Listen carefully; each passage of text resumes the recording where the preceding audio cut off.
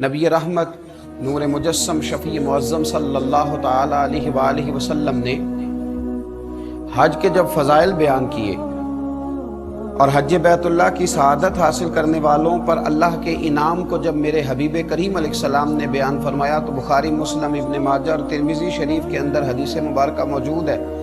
हज़रत अबू हुरैरा रज़ियल्लाहु ताला अन्हु इरशाद फरमाते हैं कि नबी करीम सल्लल्लाहु ताला अलैहि वसल्लम को मैंने खुद इरशाद फरमाते हुए सुना कि हुजूर फरमाने लगे, जिसने हज किया और हज के अंदर कोई फुहश काम नहीं किया, कोई बुरा काम नहीं किया, तो वो जब वापस लौटेगा तो गुनाहों से इसी तरह पाक हो जाएगा जिस तरह आज अपनी माँ के पेट से पैदा हुआ है।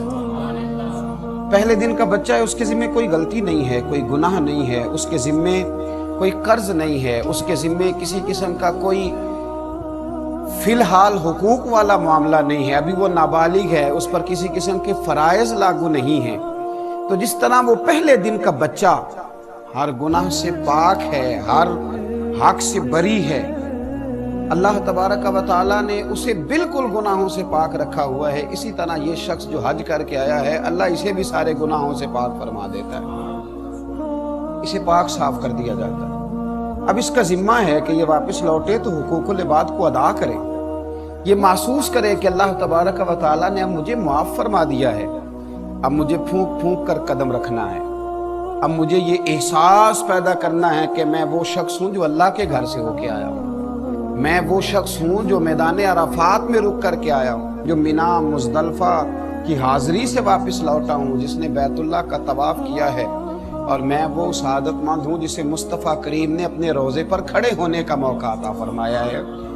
इस ज़ौक़ के साथ ये वापस लौटे और इस शौक़ के साथ ये जाए कि इसको बदलना है, इसको बदलना है। हमारे एक बुजुर्ग थे, एक साहब हज के लिए जाने लगे तो उनसे कहने लगे कि मियाँ बूढ़े भी हो गए हो, उम्र का तकाजा भी है, तो दाढ़ी शरीफ क्यों नहीं सजा लेते? कहने लगे मैं जा रहा हूँ, इंशाल्लाह वहाँ से रख के आऊँगा। ये भी बहुत कीमती बात है, और बुजुर्ग किसी को नसीहत भी करते हैं तो नसीहत भी इस तरह करते हैं कि बात दिल में उतरनी चाहिए, बंदा कायल हो जाना चाहिए, घायल नहीं हो जाना चाहिए। तो कहा भाई दाढ़ी रख लो। कहने लगे मैं हजरत वहाँ से रख के आऊँगा, हज के लिए जा रहा हूँ। हजरत ने मुस्कुरा कर थपकी दी, फरमाया बात तुम्हारी भी ठीक है, पर क्या ही अच्छा हो कि तुम यहाँ से रख के जाओ और हुजूर की बारगाह में वही चेहरा लेके जाओ जो मेरे मुस्तफ़ा करीम को पसंद है। ये क्या उससे भी ज़्यादा अच्छा हो? तो जब हम सारी तैयारियां कर रहे होते हैं हज की, तो हमें ये एहसास भी उसमें ज़रूर होना चाहिए कि मैं अगर घर वालों का खर्चा दे के जा रहा हूँ इसलिए कि मैं अपने गुनाह मुआफ़ कराने जा रहा हूँ, तो मुझे कुछ हुकूकुल इबाद का भी ख्याल रख के जाना चाहिए, मुझे कर्ज़े भी अदा करने की कोशिश करनी चाहिए। मेरे ज़िम्मे जिन लोगों के हुकूक हैं मुझे वो भी अदा करते हुए रुखसत होना चाहिए। ये सारा एहसास भी हमारे दिलों के अंदर पैदा होना चाहिए, इसलिए कि जब हमने वापस लौटना है तो हमारे गुनाह रब करीम ने अपने फजल से माफ़ फरमा देने। अब जब गुनाहों की माफ़ी हो जाएगी तो जाहिर है कि हुकूकुल इबाद का मामला ऐसा है जिसके लिए कोशिश करना पड़ती है। तो अल्लाह के महबूब सल्लल्लाहु अलैहि वसल्लम ने हज के फ़ज़ाइल को बयान किया। बाज़ अहादीस ऐसी होती है जिनमें रिक्कत होती है, जिनमें ज़ौक़ होता है, जिनमें बयान करने वाले पर एक कैफियत तारी होती है। हज़रत सैयदना इब्न शुमासा रज़ियल्लाहु ताला ये रसूल करीम सल्लल्लाहु अलैहि वसल्लम के सहाबी हैं। ये फरमाते हैं कि हज़रत सैयदना अमर बिन आस रज़ियल्लाहु ताला अन्हु के यहाँ हम हाजिर हुए, हज़रत अमर बिन आस के यहाँ हम पहुँचे। हज़रत इब्न शुमासा कहते हैं और फरमाते हम उस वक़्त पहुंचे जब उन पर नज़ा का आलम तारी था, जब वो दुनिया से जा रहे थे, उस वक़्त हम उनकी बारगाह में हाजिर हुए। कहते हैं वो काफी देर तक रोते रहे और कहने लगे, रोते रोते एक बात सुनाने लगे। ये आम आदमी बात नहीं सुना रहा, एक तो सहाबी है और दूसरी कमाल की बात यह है कि दुनिया से रुखसत हो रहे हैं। हज़रत अबू बकर सिद्दीक़ रज़ियल्लाहु ताला अन्हु फरमाया करते थे कि ये ऐसा वक्त होता है दुनिया से जाते हुए कि बहुत बड़ा झूठा भी सच बोलना शुरू कर देता है। दुनिया से जाने लगता है तो बहुत बड़ा झूठा भी सच बोलता है। हज़रत अमर बिन आस रज़ियल्लाहु ताला अन्हु रोने लगे اور جناب نے ابن شماسہ رضی اللہ تعالیٰ عنہ فرماتے ہیں وہ کہنے لگے کہ میری تیمارداری کرنے آنے والوں تمہیں ایک بات نہ سناؤں؟ ہم نے کہا محبوب کریم علیہ السلام کے غلام سنائیے۔ تو حضرت عمر بن عاص رضی اللہ تعالیٰ عنہ فرمانے لگے جب اللہ تعالیٰ نے میرے دل کے اندر اسلام کا شوق پیدا کیا، جب اللہ نے میرے دل میں ہدایت کا نور پیدا کیا تو میں نبی کریم کی بارگاہ میں بیعت کے لیے حاضر ہوا۔ فرماتے ہیں میں نے حضور کی بارگاہ میں عرض کی یا رسول اللہ میں کلمہ پڑھنے آیا، مجھے بیعت اسلام کی سعادت عطا کریں۔ تو کہتے ہیں نبی کریم علیہ السلام نے مجھ سے فرمایا ہاتھ بڑھاؤ۔ کہتے ہیں میں نے ہاتھ آگے بڑھانے کی بجائے ہاتھ روک لیا۔ محبوب دو عالم صلی اللہ تعالیٰ علیہ وسلم نے فرمایا عمر بن عاص ہاتھ روک لیا ہے۔ عرض کی یا رسول اللہ ایک بات دل میں آ گئی۔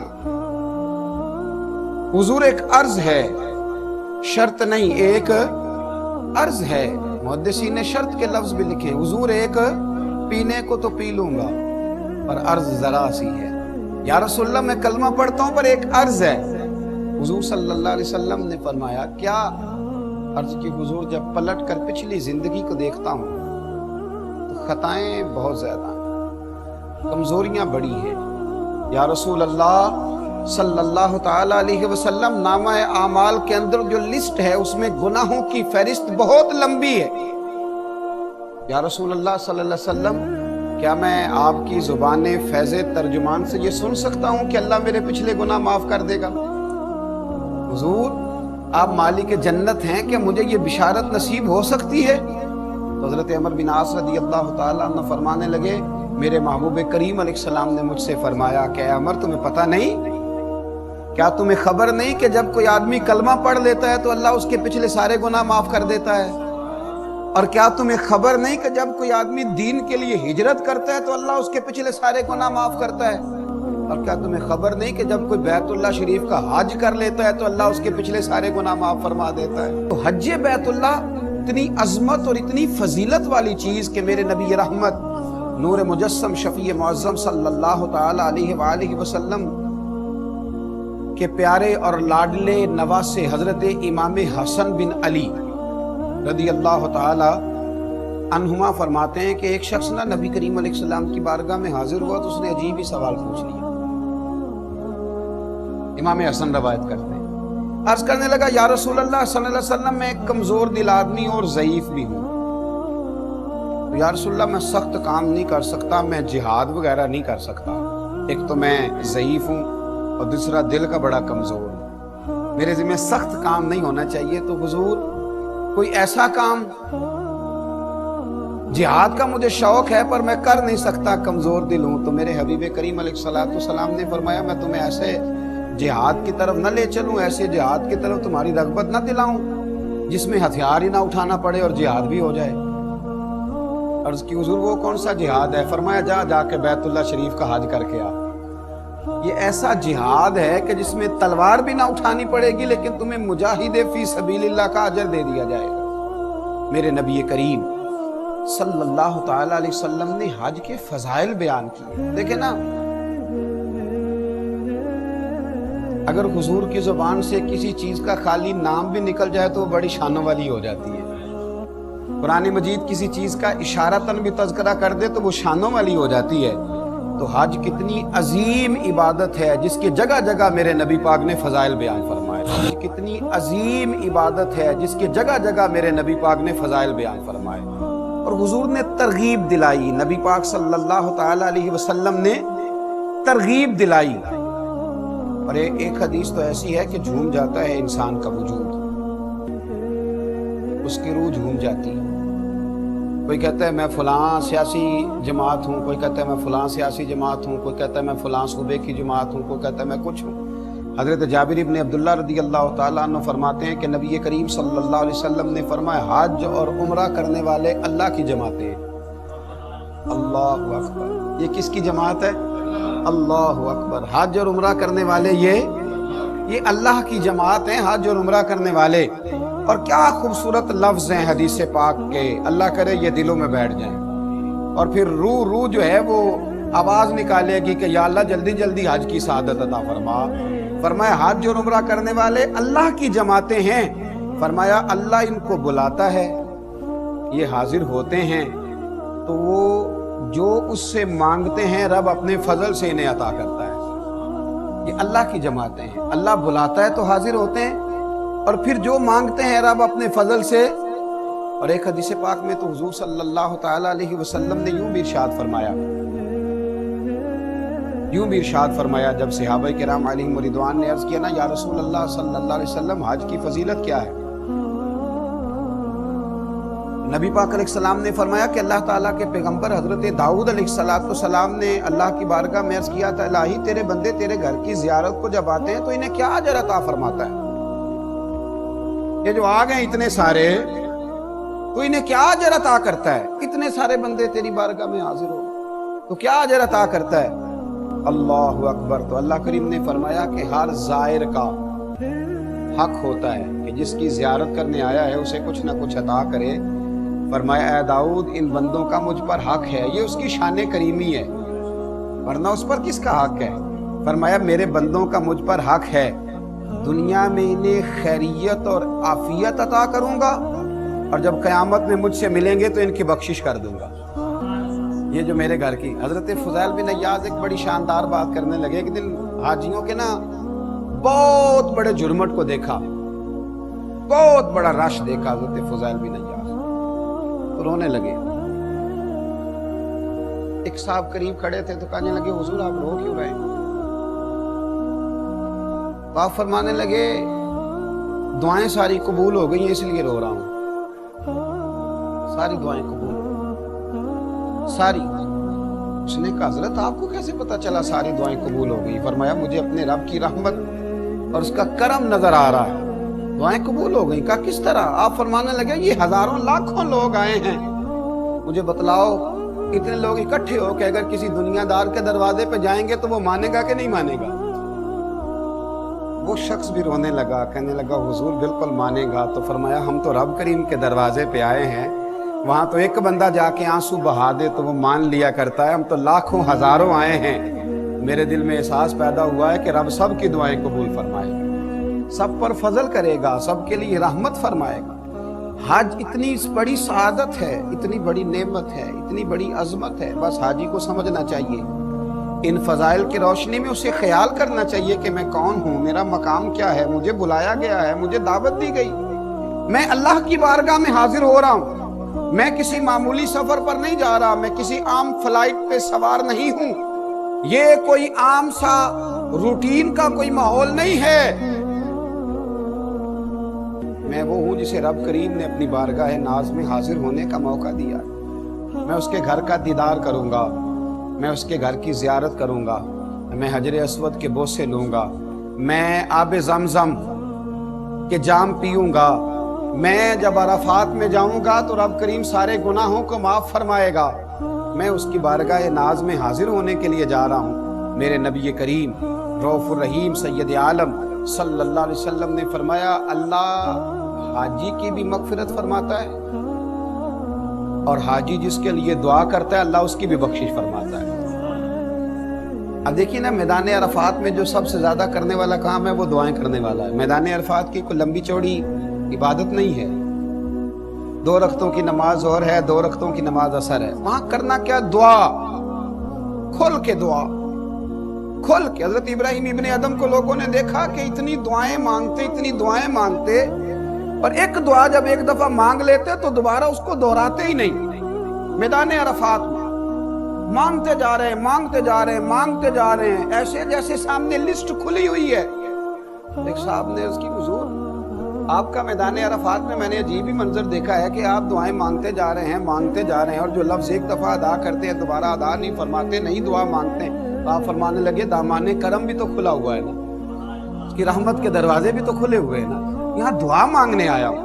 میرے رسول کائنات صلی اللہ علیہ وسلم نے فرمایا اللہ حاجی کی بھی بخشش کرتا ہے، اور حاجی جس کے لیے دعا کر دے اللہ اس کی بھی بخشش فرماتا ہے۔ اپنے آپ کو معمولی نہ جاننا، خبردار کہیں اور نہ کھو جانا، خبردار تیری تصویریں اور تیرا دنیا کو بتلانا اور تیرا ریاکاری اور تسنو کہیں تیرا ذوق نہ ضائع کر دے۔ سمجھ اس بات کو، مدینے کے چاند نے فرمایا ہے आमिना के प्यारे लाल ने इरशाद फरमाया, हुजूर अलैहिस्सलाम ने फरमाया, लोगों तुम्हारा वो मकाम है कि अपने अहले खाना में से, और मैं तो कहता हूँ अल्लाह की रहमत से बाइद नहीं है, दोस्त अहबाब में से भी उसका करम है, उसकी रहमत है। फरमाया 400 अफराद ऐसे होंगे जो हाजी की सिफारिश से अल्लाह उन्हें जन्नत अता कर दे। 400 लोग एक हाजी के कहने पर अल्लाह करीम उन्हें जन्नत देगा और वो जन्नत के अंदर दाखिल हो जाएंगे। मेरे रसूल करीम सल्लल्लाहु ताला अलैहि वालिहि वसल्लम ने हज के फजाइल, फिर आप देखिए लोगों ने किस तरह हज किया। हजरत आदम अलैहिस्सलाम ने 1000 हज फरमाया, हजरत फुज़ैल बिन अय्याज़ ने 60 हज फरमाए। बार जगह मैंने पढ़ा कि बाज़ सहाबा ऐसे हैं जिन्होंने 40-40 हज फरमाए। इमाम हसन और इमाम हुसैन ने, इमाम हसन, इमाम हुसैन, अल हसन वल हुसैन सय्यदुश शुबाब अहलिल जन्ना, खाली जन्नती नहीं, जो जन्नतियों के सिपा सालार हैं, और मैं कहा करता हूं जो जन्नत के मालिक और वारिस हैं। इमाम हसन और इमाम हुसैन ने मदीना तय्यबा से पैदल जाके मक्का मुकरमा, दोनों भाइयों ने 25-25 हज अदा फरमाए पैदल जाके।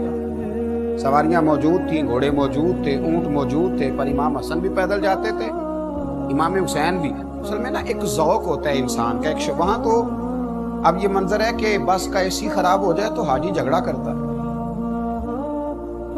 वहां तो वो कहता है कि ये जहाज की सीट तंग है, थोड़ी खुली होती तो मैं जरा सा खुल के बैठता, मैं जरा ज़ौक शौक से बैठता।